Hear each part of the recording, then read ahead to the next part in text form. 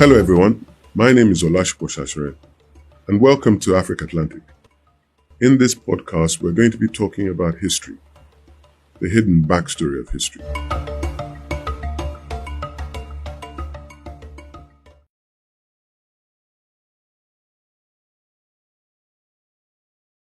The Atlantic Ocean and what it does to the west coast of Africa is intriguing.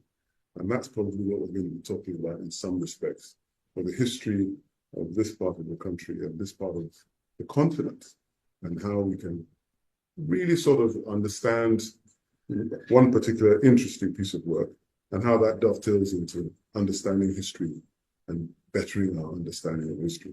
So I want to make it very clear, we shouldn't pretend that we're here for any other reason than the pioneering work of Ademide, and I'm going to be using first names.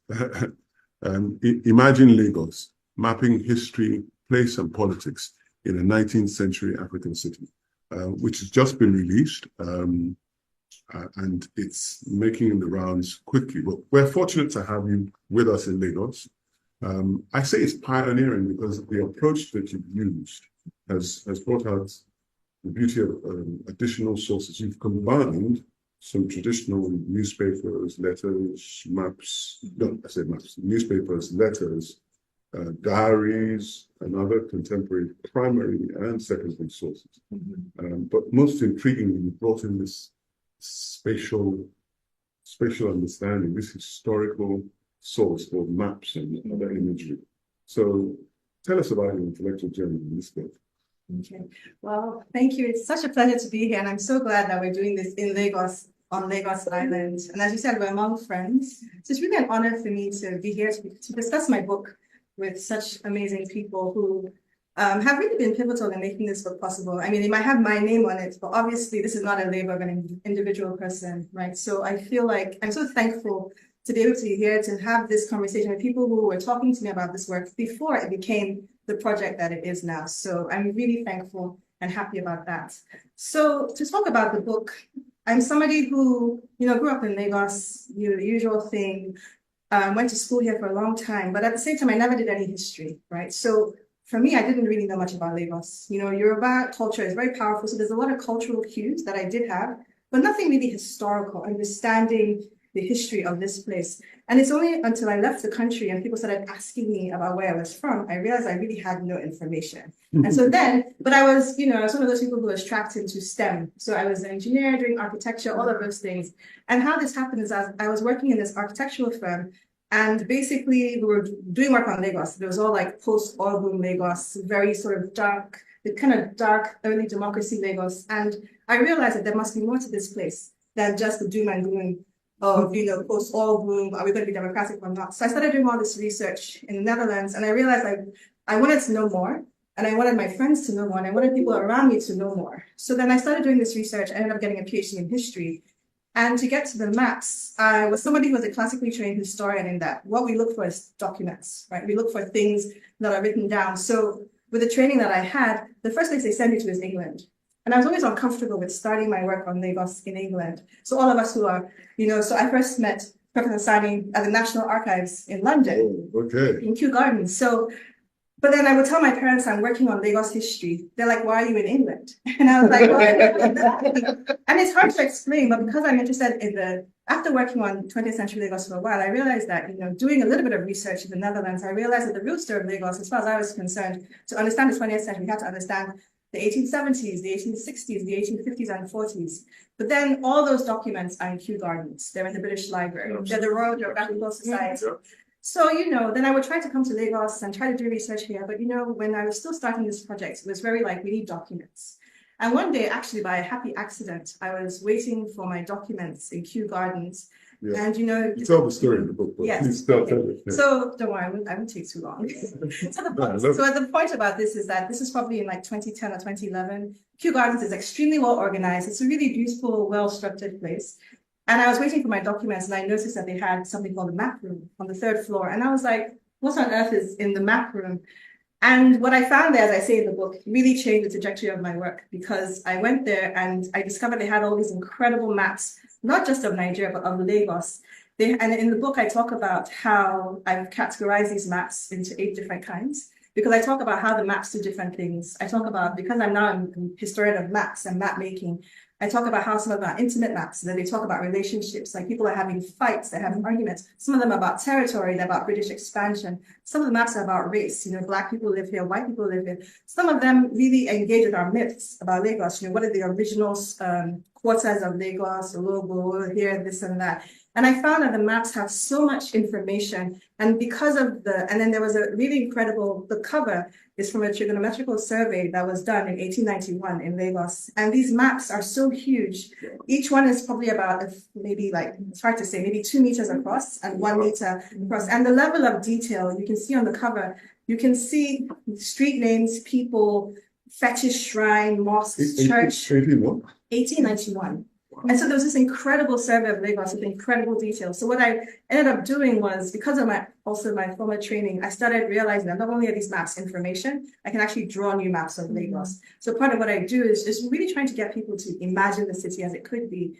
And I'm really interested in the general population. There's a lot of work done on the more elite Nigerians, Lagosians, that kind of thing. But what I wanted to do was talk about the rest of the people who are here, who tried to make Lagos their home, people who were born here, people who came back here, people who were enslaved here.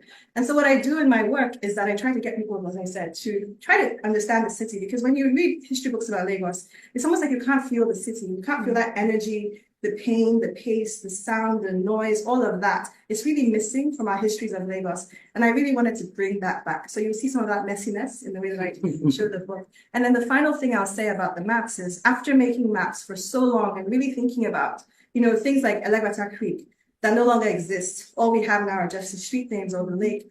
I was doing all this work mapping the city, but I felt like people weren't so excited about the historical maps when I would show them. I'm very lucky to be part of the Lagos Studies Association, where we are in Lagos every year. Shout out to Yes, but we're here every year. We're here at UNILAG. We do our work here. And I realized that the historical maps are still very, people are alienated from them. I spend a lot of time with them, but they're not really engaging with this. And I realized that the most popular version of Lagos people know as a map is a Google map.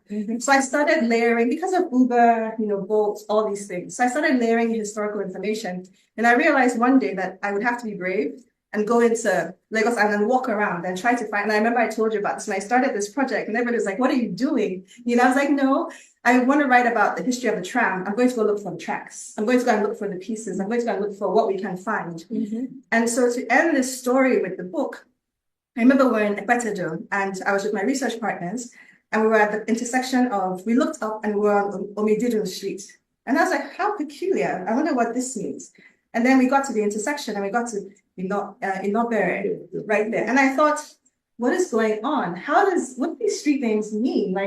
Because I read a lot about fires, and I was like, is this about a fire? And then you go a little bit further, you see Inosa, but there's a lot of arguments about whether it's a personal name. So I was like, is this a story about the fire in the streets? Then I started thinking, what other stories are there? So my research partners and I walked all over many, many places. We kept walking until the pandemic stopped us. And what we realized is that there's evidence that John Payne named the streets of Lagos in 1868. And what he did first, he left us an incredible record of Yoruba names, talking about people, places, smallpox, all kinds of Orisha, all kinds. So he very specifically named all the streets in Lagos Island. So what I do in the book is I use this as an archive, and I realized that if I had started here, I would have a Lagos version of the history rather than starting in Q. So when you look at the book, when I had to rewrite this with my editor and all the support, every chapter of the book starts with a different intersection in Lagos Island that is linked to the history. It's linked to the history, whether it's a bombardment, it's remaking, it's about slavery. So every chapter will tell you that our history begins here.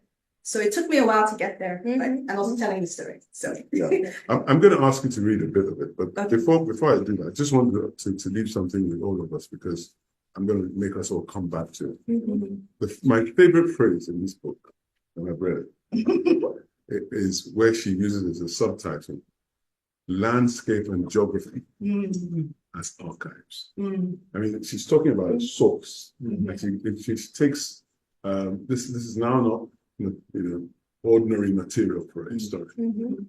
Landscape and geography as archives. So the repository of information that the landscape and the geography gave her was a very unique thing. So I think I'm good as a source and other sources. I think when we do some round robin, we'll do that. But let Ademide just read a section I've picked. She didn't pick this part. No worries. So it's just, So, do you want me to show you marked on mine? so yes, so page 9, each map. Okay, yes. So I wrote in the book on page 9, each map represents a dialogue, each map that I make actually in the book represents a dialogue with the past and the present. Historical spatial data are not as effective without the context of Lagos Island. Each new analytical map in the book responds to this book's spatial queries about history, place, and archiving the past, with the data that determine the spatial consequences of the new political, economic, and cultural actions that happen in Lagos, like war, colonialism, and commerce, and including tragically, the buying and selling of people.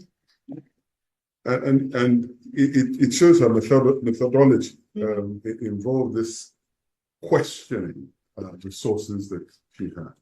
And I think, why don't I start with you, Halimat Titi? Which one? I have this one. Yeah. You have a manuscript that I came across. What was it called? It was cemeteries? No. Is that the same one as Decolonizing? Oh, that's my book, Decolonizing the City. Yeah, that's the book that I'm working on. Yeah, Decolonizing Cities. And the one on cemeteries. Yes, that just came out. Yeah. That's another look at a different source of history. So we're having such radical changes in historians using these collateral. What's that like? I mean, could you use a unique perspective? How does that? Did it give you another dimension, or is it just same as usual? Okay, absolutely. I think in terms of my own, I'm going to start my book, Manuscript Decolonizing the City, Popular Politics and the Making of Post-Colonial Lagos, 1941 to 1976. I think, like Ademide, we are all kind of trained to begin in the archive. Exactly, kind of begin in the archive. It's like the really place where you are supposed to find the sources. And I also did my work in the same way too. I went to the National Archive, I went to the Ibadan Archive. And over the course of also doing the research, I collected a lot of petitions, newspaper. I did oral interviews. I also look at, because I'm interested in social history. So that's where my source space is. But I think, given the kind of book that I'm trying to write is really thinking about how the Lagosians experience and shape the transformation of Lagos from being a colonial city to being the capital of post-colonial Nigeria. What were the ways in which we were imagining new policies? How did they contest colonial ones? And how are they trying to make the city livable for themselves? And thinking about it from the perspective of asking for municipal infrastructure, contesting housing demolition, also demanding political self-determination. So I'm really trying to capture a different way of thinking about the people of Lagos in multiple dimensions as political actors and agents, and in thinking about their investment in different spheres of the city, because I think, in African history and in thinking about this work, there's always a kind of like the idea that people are not directly demanding things from the government, that they're relying on patron-client politics, that it's corruption, and that it's all of this indirect way of demanding resources. But a direct question for you, if I can just interrupt this. Do you feel that if you hadn't adopted this collateral, this broader set of sources, do you feel that you would have missed some depth in your scholarship if you'd kept just to Yeah. And I think, doing the book has I think this point that she experienced it by walking. Exactly. Absolutely. Yeah, I mean, I had to do, doing the interview, I realized that also through the act of like moving about different part of Lagos, I've been able to discover things like, for example, Pornovo Market Street, where an uprising against housing demolition happened in the 1950s. This is now what they call Habibuki streets, but it was really a Pornovo Market Street, and Pornovo Market Street is a place that has existed since the 19th century, where people of Pornovo would bring food to the Lagos. So that's like the major side of the uprising, and I had somebody take me there. And there's a sign that says Market Street at the moment. That's the only sign that I can ever find to see like it actually existed there. So I think it's important. Exactly. It's just Market Street. So I think going back to Ademide's point, I think the idea of the city as an archive is a big part of what the contribution that is made. And it's also for me really critical in terms of like, what does it mean to actually go beyond like the people that I find in my archival research, for example, like Dr. Olanibe or Madam Abiodun, which a lot of people don't know about. What does it mean to actually go to the places where they've been? She was a market woman at Sabo Market. I've been to Sabo Market to interview people who actually knew her, which I was very surprised. You know, I spoke to someone who remember her, you know, being, you know, the head of the market woman. She went with Dr. Olanibe in 1954 to England to protest the demolition of Central Lagos. And again, this was a moment within the issue that was radical, because she became the first market woman to actually become part of an international delegation in 1954. So I think, you know, in terms of what you asked, we really have to go beyond the idea of like, you know, going to the archive, but actually thinking about when we engage the city itself, what are the ideas that we find? How do we also, when we think about the margin, exactly, when we think about the margin, we find one name that could become the source of so many information. If you really take seriously the investigative part of really trying to search, and not really believe that because you think that everything has changed, it's not there. And I think that's really what we miss. We think that because, you know, things have been built upon, people have like, you know, they have new houses, it's not the same anymore. It's actually not true. If you look carefully, you can actually find it. Still all there. Yeah, exactly. Professor Sanni, yeah, in 3 weeks' time, Professor. You've always, in your line of work, to my knowledge, correct me if I'm wrong, you've used people as archives in some of your work, and you've used oral traditional history to corroborate or to sometimes correct, and sometimes, you know, even inquire further and deeper, and that's led you into different directions. Again, this is all innovative. Half a century ago, the academics before the group that returned in the 60s were told that those were not veritable sources of, you know, we were told that we didn't have history because we couldn't so how would you evaluate what two ladies have talked about, you know, like alternate sources of history?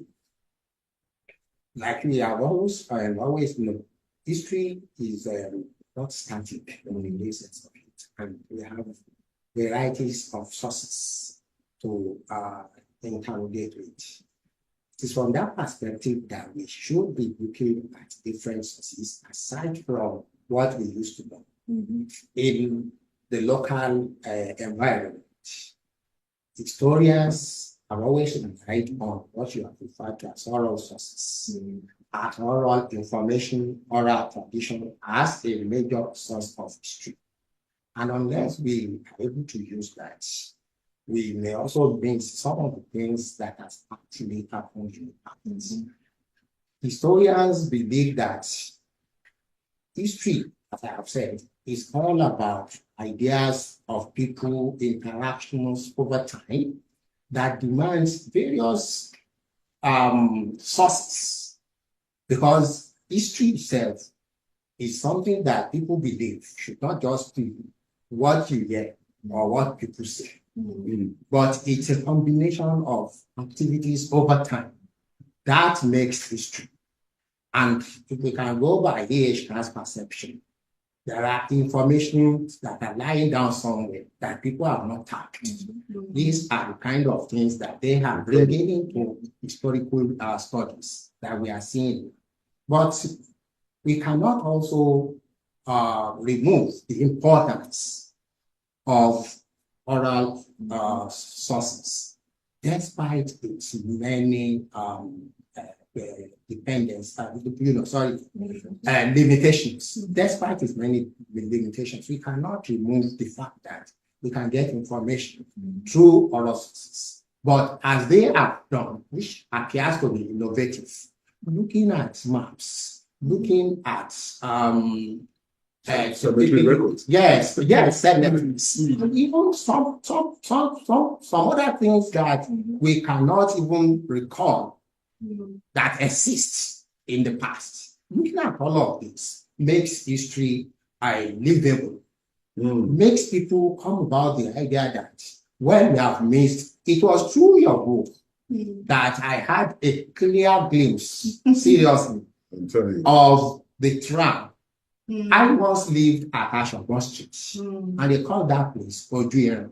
Mm. And you never knew what. Yes, I never knew. But I realized in the course of my findings that the tram passed through a section of Church Street by that Ashokbo area. In fact, entering Ashokbo, the pedestrian side of Ashokbo, is that you will see two rails put on that as a kind of historical reminder of what that place had been in the past. Incredible. It's really terrible. We say it's a discovery. I mean, I remember the first time I spoke to you. You were telling me about Idumagu Lake, and you know, when my dad used to tell me stories about his youth, he would say that on Malo way they would go and swim, and they were banned from doing it, but they would do it on their way back from school.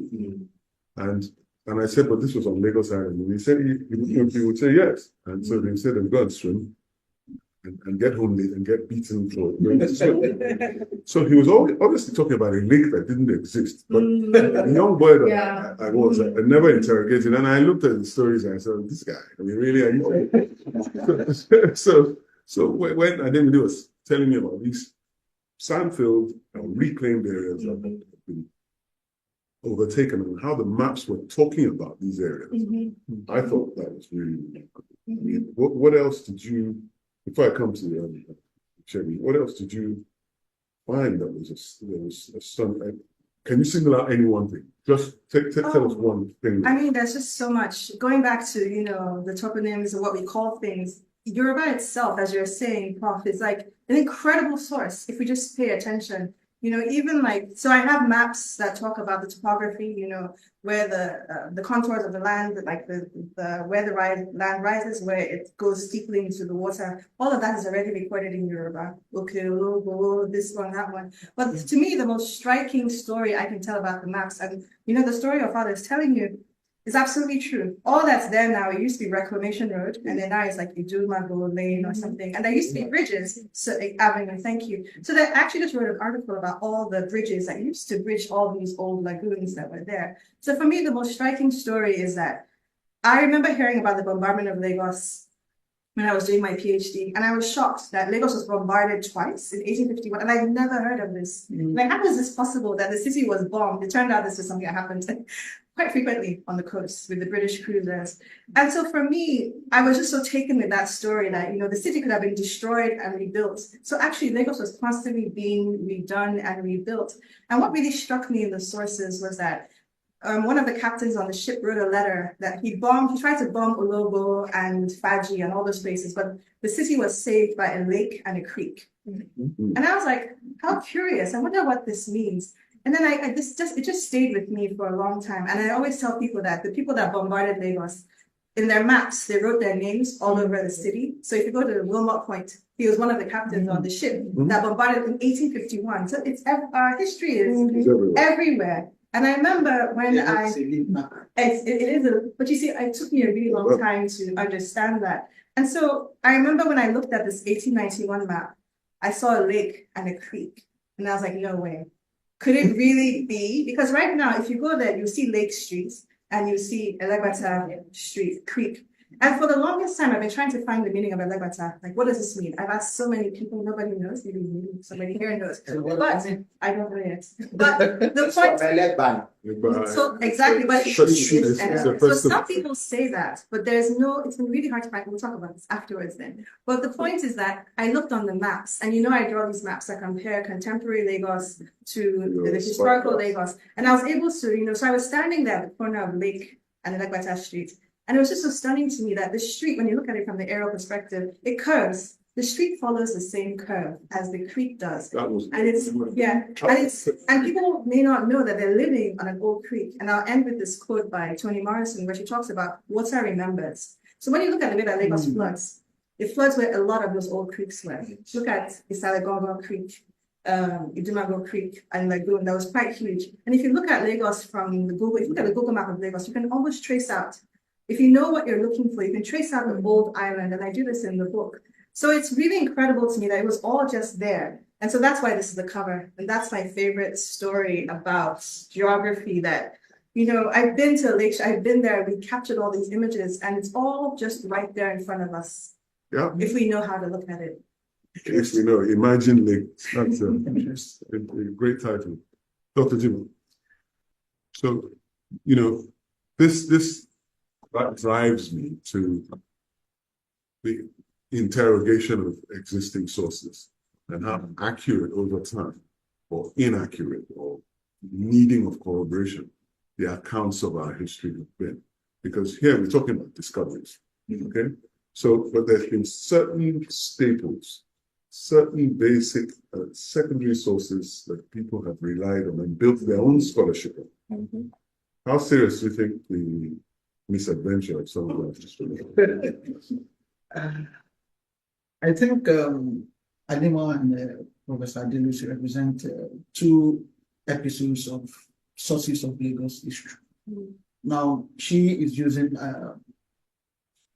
cemetery to interpret the post-colonial realities of Lagos while she's talking about the working cartography in the 19th century, telling us that looking at Lagos itself, Lagos tells its own story if you look at Lagos very well. But I think everybody will do it our foundation on Lucy and Buckleywood over the years.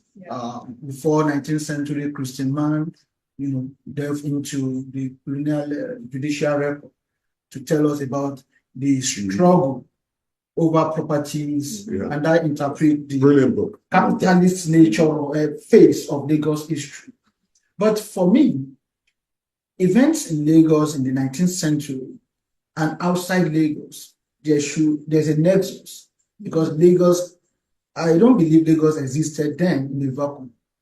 So we need to start questioning the two sources, the two prominent sources of Lagos history, Lucy and Buckleywood, by looking at the surroundings of Lagos. What does it tell us about the accuracy of Lucy? For me, Lagos is beyond Lucy. Lagos is beyond Buckleywood. But how do we get into that lost phase of Lagos history? It's what Prof. She has given us an example of inventing different techniques different to recover the substantial, silent history of Lagos. In what this guy, Matthew Gandhi, will call historiography of absence.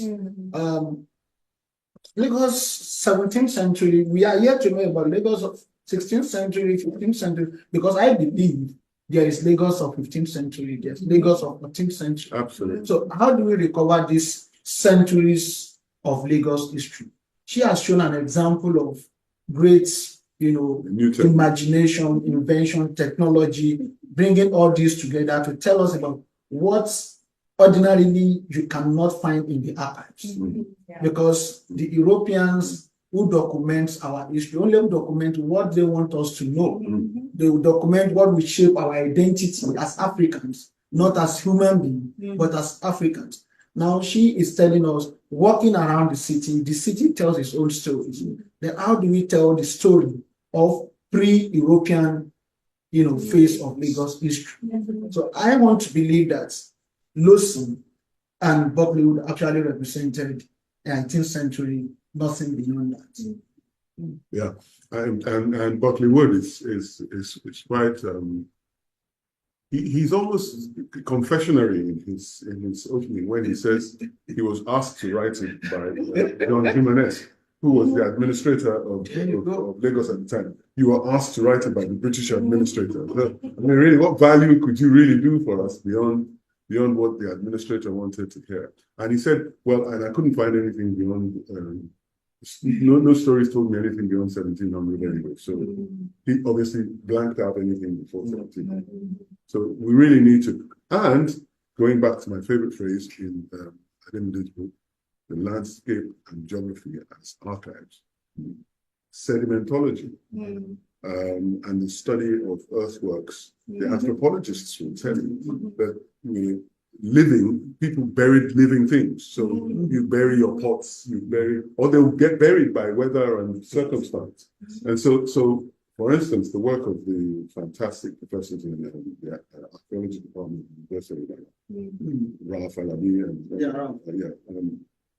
their work in Badagry shows human activity there 3,000 years, and using earthenworks and ditches and groves and things that anthropologists will tell you show human activity, but the human and naked eye. So I think there's a wider. I think coming from our book again, just strike me now about Elegbeta and being from issue. We should have talked before. Now, We should have talked again. do we have issue in 19th century Lagos? Yes, sure. How did you came about 19th century Lagos? And if you look at the history of issue vis-a-vis the Yoruba history, Maybe you should tell our viewers what issue is. issue is, I don't want to have this. It's It's a god. It's one of the Yoruba gods. Yoruba gods. Yoruba deity, Yeah. Even though it's often mistranslated as Devas, it's not that. So Exactly, if we have issue in Lagos in 19th century to the extent of having Elegbeta streets. I think Elegbeta. No, it's always outside. The outside. Outside. And then Samantha. Once something yesterday maybe issue Legbar that was spelled wrongly on the maps, because you do see that spelled wrongly, but it's really hard to find evidence of this from the 19th. Well, I found it from the 19th, but sorry. Okay. Now, issue Elegbeta is not. It has been one of the deities worshipped by all of his children. Consistently over the same, and you will find that the traditional the Boloye still today, the chiefs still use that phrase. So the possibility of a mistake is The point I'm trying to raise is if you have issue Elegbara or Elegbata, the case would be, definitely issue is not a coastal deity. Interesting. Why not? It is not, because what is when you have a coastal city, you probably have Oboja, Obofi, Olokun. There's Ojo right? Olokun Street. Yeah. The So palace. in other words, for you to have issue in a coastal city of Lagos, it must have been brought from the hinterland, not by that generation, not to some extent. Sorry. The Eyo, for example, Ademide. There's a lot of contention in terms of like when the Eyo actually came to Lagos. Yes. And then because the Eyo is also very much associated with like burials, because when you have an important chief that's when the Eyo comes out. And then after a long period of time, sometimes we'll bring the Eyo half another important person, right? And there's all these stories about this Olubani woman who's an incredible woman that she might possibly have brought Eyo into Lagos. There's that.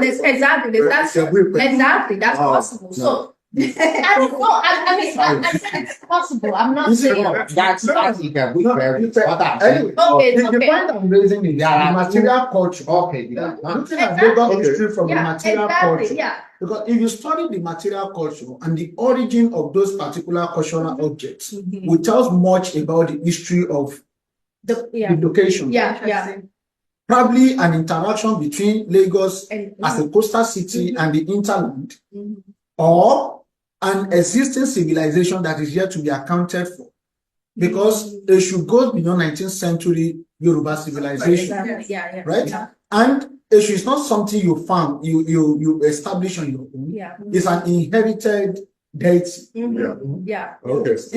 I see Jimoh's point, that it shows a history of a bunch of people Migration. by far older than the Buckley Wood. Oh, sorry. Can I respond? I want to build up on what Dr. Jimoh said about Lucy.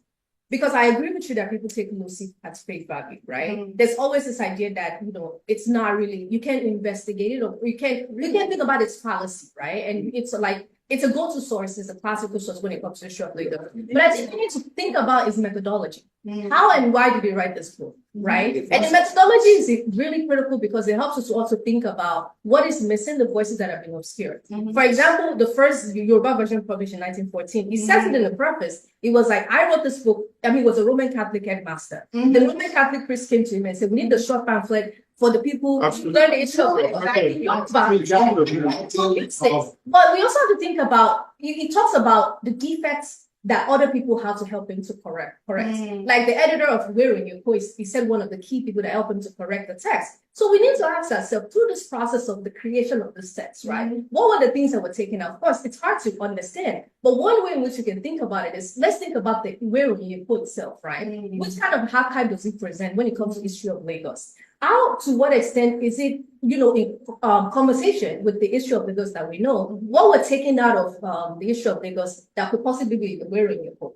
There's also all that question that we can think about as a way of enhancing, Losi's book, which I agree needs to be critiqued, but we also can think about Losi as offering us a trace to think about other parts of Lagos history. But not a staple. It should never be treated as a staple. You see, I think about him. I disagree of trying to repair Lucy. I'm talking about repairing Lucy. I'm not talking about repairing Lucy. I'm talking about a way to expand what we know. What I want to look at, I look at Lucy as not a starting point, but an episode in Lagos history. What I am after is, how do we account for those lost centuries? Because Lucy himself was commissioned by the Roman Catholic, by the missionaries who are part of the establishment. And Wood was commissioned by... And if you look at Lucy and Wood, the complete history of material culture of the people is missing. It led me to the material culture. Like, for example, the story between Adelaide and Oshiloka, right? We tend to think about it as this political conflict, but there's a funeral element to it. There's a material culture element to it. Adelaide, for example, when he was forced out of Lagos, he took his father's call with him and took it to Badagry. What does that mean? That's, when we think about the, burying bodies and all this stuff, right? We think about the idea like ancestors are formed because they have to be in the house. But he took his father's call with him to Badagry and ensured that his father's call had to be buried in Benin. He figured out a way to do it. And it's not just mostly who talked about this. I think Richard Lander, who saw him in Badagry, said, at this point, Adelaide's father's call has been buried in Benin. Because by having the call, that gave him legitimacy to still be able to claim to be Oba. So that connected to the previous Oba. Exactly. That's a trace of the material culture that I'm telling you about that. It's because of that story of reading Losi that I was like, wow, this is how I can think about the history of Lagos differently, the connection to Benin, how people also manipulate funerary tradition as a means of asserting power. Wow. And that's what I'm talking about. We can lead us to other things. I agree with you. And this is something we came up with recently. But also the thing about Losi's book is, think of all the Oriki, all the poems, all the things that he archived in that way, where a lot of people might not have seen that as valuable.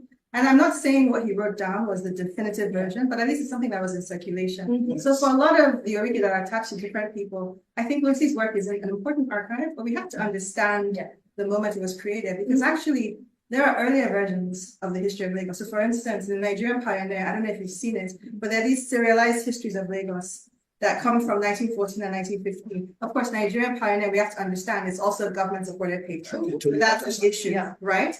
But on the other hand, through a lot of the older papers, people are constantly writing what they think is the history of Lagos. And in fact, even like, I know our dear friend who's passed away, Paul Sipodorin, he wrote about remember the shrine of Itaomi, or something like that. Otaomi, sorry, yes, thank you.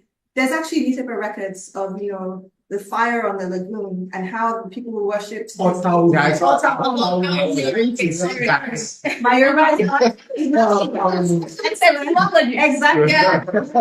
Not stupendously excellent, but there are all these recordings in the papers about what happens, and this efflorescence on the lagoon and all of that. So there's a lot of information in newspapers that we'll talk about that later. But to go back to Halimat's point about the ale, it's interesting you mentioned it being brought from somewhere else, because if you believe the missionaries, the first one was either Dosumu or Akitoye's mother, right? One of them. And I wonder where she was from. And that might be a representation of why it was done, to honor her, honor her migration. So I don't know where she was from. But about Akitoye's mother was from the she was a rat. Well, it depends on but what you said reminds me that, if we trace these lineages and these migrations, maybe these things we think of as fundamentally about Lagos are really fundamentally about migration and relationships that we see back and forth. I think that's what you said about the other stories. Sorry, just really quickly. Because what you said was really important about going beyond Lagos, right? You have to center Lagos, go to the center Lagos. Yeah. Absolutely. Because what you said made me think, even going back to Losi again, we talked about how all the children of the Gofumine, they went to Kutemeta, they went to Sherry, they went to Oto, they went to Ido.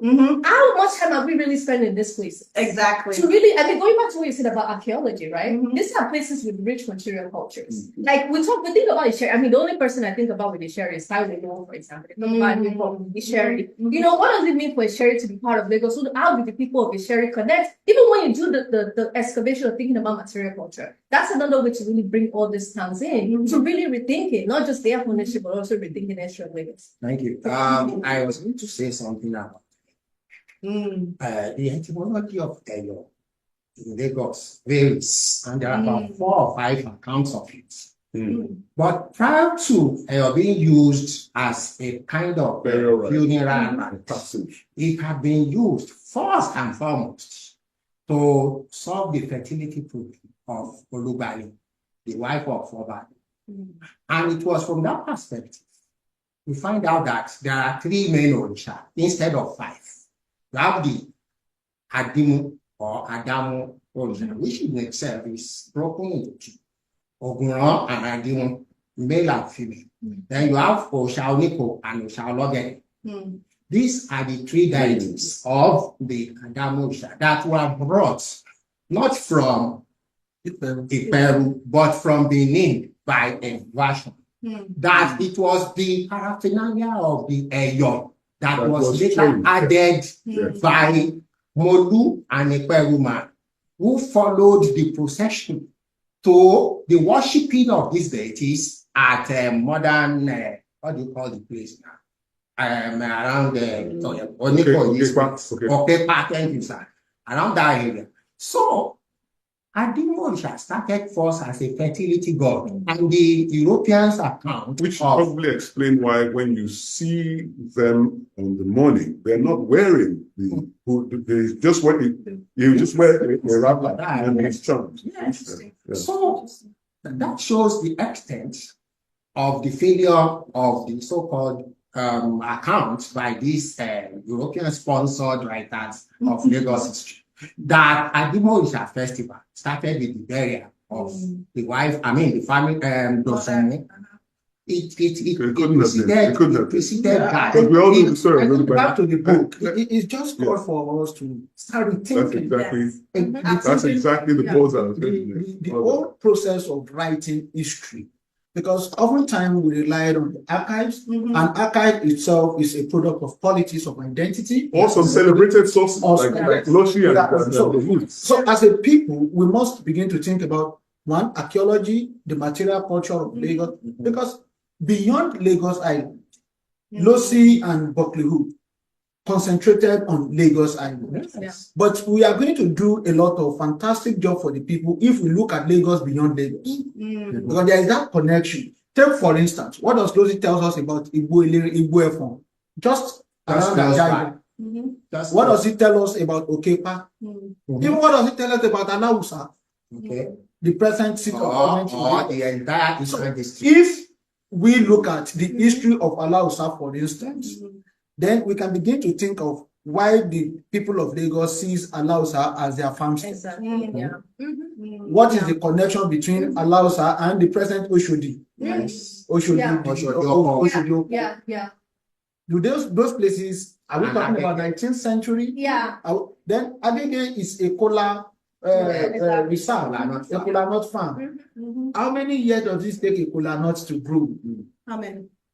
It's like 10 years, 10, 15 years. Is that a fact? Yeah. So when I pluck a cola,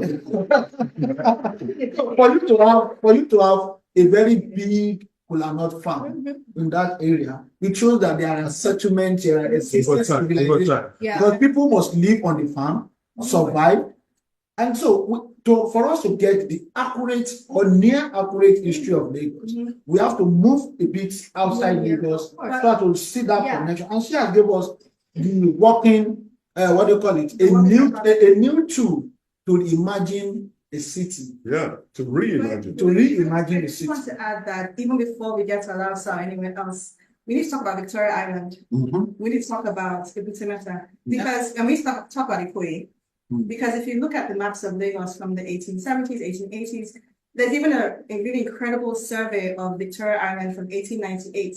And there's so much information about farms, about homes, about crops, about the villages, about about 20-something villages. And you know, Victoria Island is a relatively recent settlement. So is Ikoyi. So I feel like we could probably even find more information there because, you know, we focus a lot on Lagos Island and the personalities, but there's so much to be done in Ikoyi and Victoria Island. And I think that this is work that we're always sort of going very far. There's a lot of stuff that's really close, especially that's really recent. And it's funny, like, so can I ask a question? What do we think about the history of Five Cowrie Creek? Okay, Five Cowrie is one of so close by. It's a place, or it was a place where before people can cross to the other side of the lagoon, so modern Victoria, you have to pay 5 countries. Why? Because there was a bridge. What do you mean by why? From which people crosses. But before the bridge, Yes. one of the things I've been seeing recently about this is that they used to do baptisms there. A lot of the missionaries, Yes. they would do baptisms there. Yeah. No, right there in Five Cowrie Creek, right at where the Victoria Island can almost meet Lagos Island. And the old name, before Five Cowrie Creek, is, okay, you're going to laugh at my Yoruba, Odo Alarum. Okay. And so, Alarum. Alarum. R-A-L-A-R-U-N. Alarm. That's a sick person. Oh, Right. Alarum. Okay. Right? Interesting. And so I've been finding a lot of this. I was sure. I was The very river, relaxed. literally the river of Yes. wellness.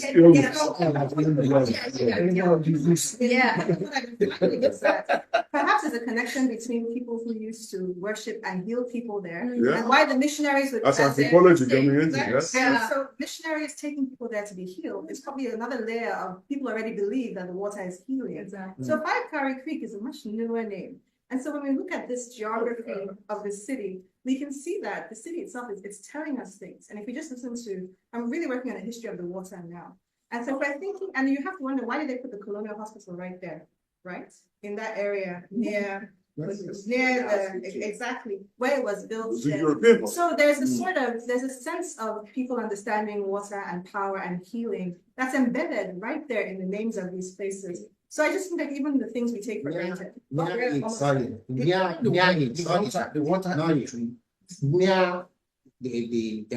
have it very close by. And yes, you know, Igbo as the name implies, is a forest where people who have committed suicide or who have committed crime, are sent into to go and commit suicide. Really? Igbo, but it is part of Oniru's property, and it is where we have the police, police station now. That's zone 2. Yes, around there. And from behind it, you are on 5 Cowrie. So maybe zone 2 people should be committing suicide. The water is. We do.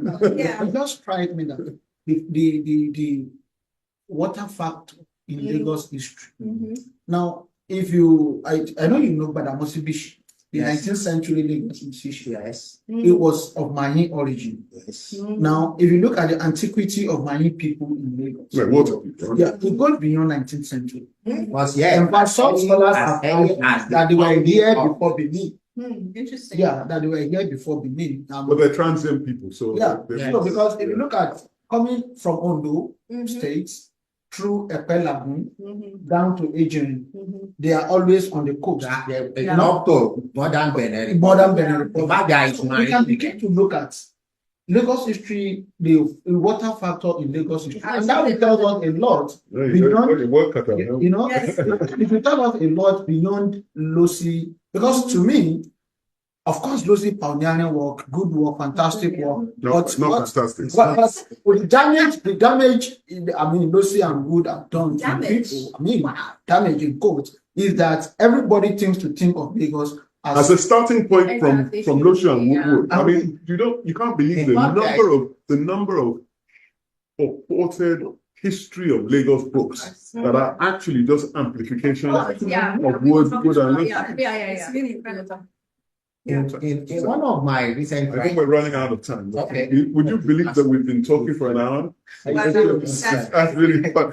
like 30 minutes. I'm going to follow up on Dr. Yeah, In, sure. in one of my books on Lagos recently, I wrote something on intergroup relations with Lagos up to 1967. I used 1967 as a starting point for Lagos State.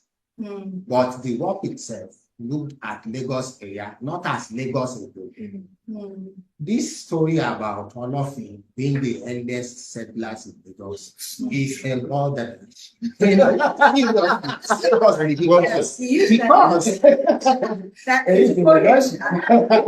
because before Olofin, even at Ido, there are about 6 communities that were well established before Olofin. Olokpon, at Idumokpon, Abore, at Idumbore, Opelua, at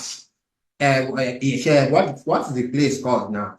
Where is at it's still there at Ido. Then we have Ido Fusikotas. We have Shemore. We have about 6, and we have Oluwen. All of these were communities that existed prior to the coming of Olofin, and nobody traced their origin to Ife. They were rather traced to communities very near Epe in Egwibeji. So Olofin, Losi's perception of seeing the history of Lagos beginning from Olofin, he said it's normal. And I can say, sir, that these have been documented in what they call Asheru's, Asheru's family. The people at, yes, you have not heard of that. Asheru was the man that was taken to Benin. Yes, he was. Yes, there is Asheru. Yes, they call themselves Olofin Chieftaincy family. They went to court around 1896. There is that document I saw from, I don't know if it is from Ibadan, about this family, going to court to contest the seizure of lands in Ido area, such that today, most of these people that I mentioned, Olokpon, at Idumokpon, Abore, at Idumbore, they are all there. The man at Ilogo, Opelua, okay, Idofusi under Alasha and Demo, and Shemore under Oyetole. All of these people lost their properties because the British targeted the area for the construction, first of the railways, and kept asking these people to move to other places. At a point, they stopped compensating them. And in the history of Lagos today, you can hardly hear of those families. They are now buried within the Olotos royal family. And in fact, one of the contending issues in Oto up to today is the struggle over the ownership of Elegba between Opelua and the Oto people. It's a continuous fight that cannot, I don't know when it will be solved. Maybe at the Supreme Court. We all know the involvement of the Olotos and land. None of it is square and straightforward. You want to say something about that? I need to say something. Is, another way we can think about reimagining the past is, why don't we also follow how our historical actors lived and moved? Right? For example, how our historical actors lived and moved about the city. That is also a guiding point for us going back to geography. Like, I think about when you're talking about Agege and all of these places, Lausa, these were farms, as you said, right? In the newspaper, you see people talking about, like, this person is going to relax on their farm in different parts of the mainland, right? For example, Olajimoh Kelbasa, she had a farm at Agege, and when I spoke with the late colonial, we talked about how she was the one who did the Agege motor road, because she wanted to enable people who were bringing their produce and trying to navigate that part of the city to be able to have a smoother time there. She was a hero. Exactly.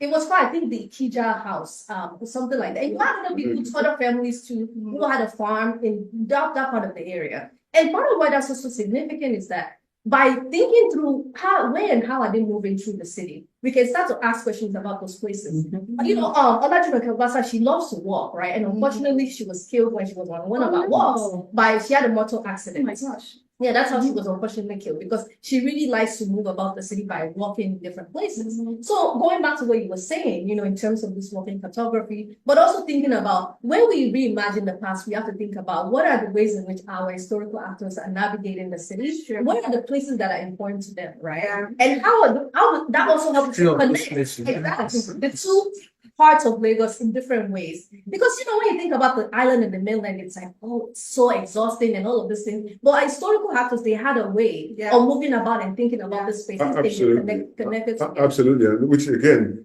brings me back to this favorite phrase from Ademide, the landscape and geography as archives. I've always felt, and I'm yet to corroborate it with investigation, that the landscape of Lagos has not always been like this. This intricate movement of rivers, creeks, and lagoons has radically affected how people have lived and how they've survived, and also where and when they lived.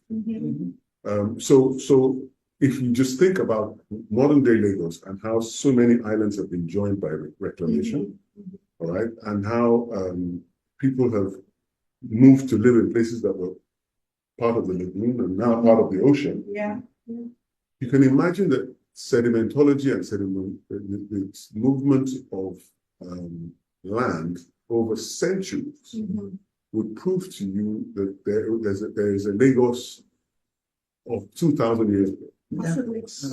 And you'd find that I wouldn't find it startling to believe, because if you study the texture of Lagos Islands, the islands, and the mainland shoreline, it's not very different from the Badagry and the intricate movement of creeks and the islands in Badagry. And yet we found industrial salt making 3,000 years old in Badagry. And also in Lekki. Wow. This is why I said let's go.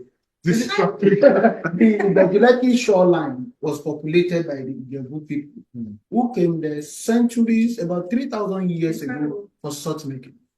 For instance, my mother is from Ibejuleki, Okunlekwia, but they have up to now family house in Ijebu, right? And most of the families on that shoreline are always coming from Ijebu for salt making. And the issue of salt making in West Africa is not of 19th century. No, goodness, no, never. So from there we can begin to rethink, because Lagos is a very fantastic location.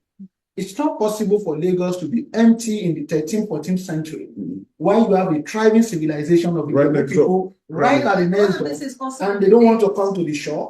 But it's also in the names. When you look at the names, I was looking, we never talk about Deniga, but he actually tried tremendously. of course, I don't know if you have this source, but I've been You have the source? You're not leaving this place. You're not leaving. Kristen Mann. I have it. We have to thank Kristen Mann for this. But there are so many of these meeting points and Ebute in Lagos that memorialize these markets. The people coming from all over the mainland. And those names come from before Losi, from before the 19th century. So what we really need is somebody who really understands the meanings and how we can untangle the translation and names from Ijebu, from here, from there. That's in Lagos, that's older than what we have. This is proof of what even up to Porto-Novo market. But to go back, I wanted to say something that I forgot to say earlier, that obviously I didn't start this walking. I didn't invent. I was not the first person to walk in Lagos. Even I always like to say that when I was walking one day, she knows what I was about to say. I was walking in the Brazilian Quarter one day because I was going to the cemetery. We talked about the traces that people live, also the traces where people died. And I was walking around, the Brazilian Quarter. And then they were like, "Who are you? And do you know Professor Halimat?" I said, "Yes, I do." They're like, "Okay, good, you're a real historian." So, Halimat has been embedded in Lagos Island. I'm sure just like you and others, So people have been in the communities and walking and talking to people. It's just a way of can we make a coherent methodology out of this? So, but I was also going to say in my final thinking about archaeology, what's his name? Samuel Crowther. when he defines streets, so I also use a dictionary as a kind of source for etymology. When he defines streets, if you look at it, he talks about intersections a lot and how people put their sacrifices at the intersections. And I wonder if that's a starting point for sedimentology. The layers, layers of this. Well, absolutely. There'll be some obvious places to dig. And there'll be some not so obvious places to be. Burial sites for sure, but certainly places where human activity has been known to. So that's kind of what I was thinking about with these junctions. Yeah. And then we have to think about the importance of this to people. In this. Yeah. And I think that can tell a lot about even Yoruba history. The place of junction. Orita. Exactly. In Thank you. retrieving people past history. Yes, absolutely. So we've covered a lot of ground, and Learned a lot too. we've all imparted ideas with each other, and it's really been fun. And we must find a way to do this again. But I just would like a final word from each one of you. If you could just take a minute or so, something to say that we could pass on to our audience, saying this is something new that you can actually contribute to, because many of the biggest custodians of history are actually families and their memories. So just try and find something that you could advise us all of, the academic professionals and the not so academic professionals. Taking from the experience of Reimagining. Okay, well, what I'm trying to say is history has always been an intersection of what happened in the past and at the present, and for the purpose of rebuilding the future. And in that state, historians should continue to look at different sources in arriving at a plausible form of history that people can really enjoy. Aside that, we must always remember the fact that history is about opinion of the historians. Some people will say history is story, somebody's story, but it goes beyond that. It's a conglomeration of various accounts, maybe oral tradition, written records, cartography, or anything that one can lay their hands on. And as E.H. said, this fact lying somewhere, waiting for somebody to come and dot them and then translate them into history. So people should look at history from that perspective, from different sources that can help us rebuild the past. That was great. Halimat? Yes, I think going back to what you said, it just made me think about the idea of really taking seriously the people that we interview, the custodians of families, as architects and curators. And in terms of really helping us to navigate and rethink the past in a very different way, because I think we often take them for granted.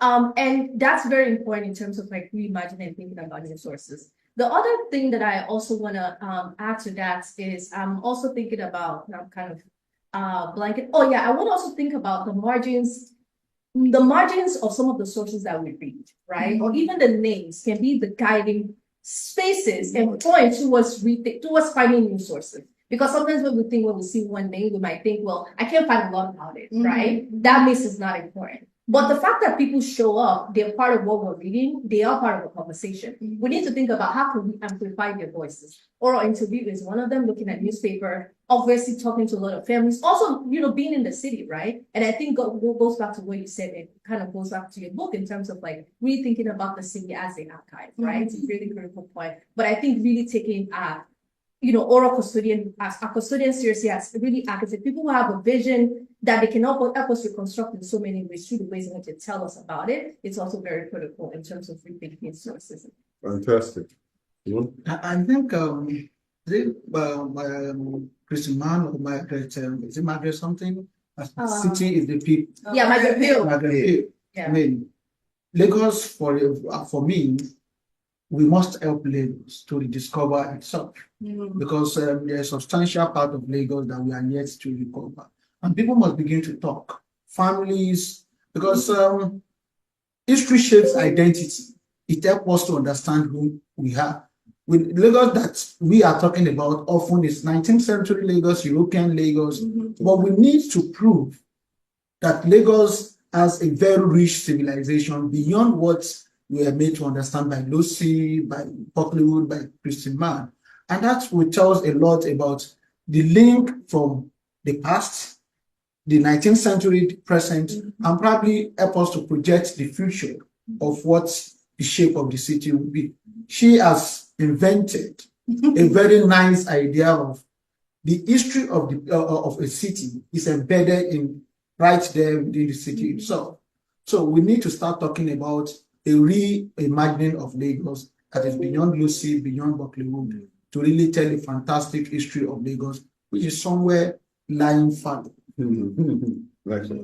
I do believe. Well, I mean, I'll just say quickly, I guess I'll give the non-academic perspective on this one. I'll say two things. Talk to your family members. One of the things that I didn't do is talk to the older people in my family, and they have incredible experiences. Talk to your grandmothers, your grandfathers, your parents, record them. You know, record their versions of history, because that's one thing we don't have.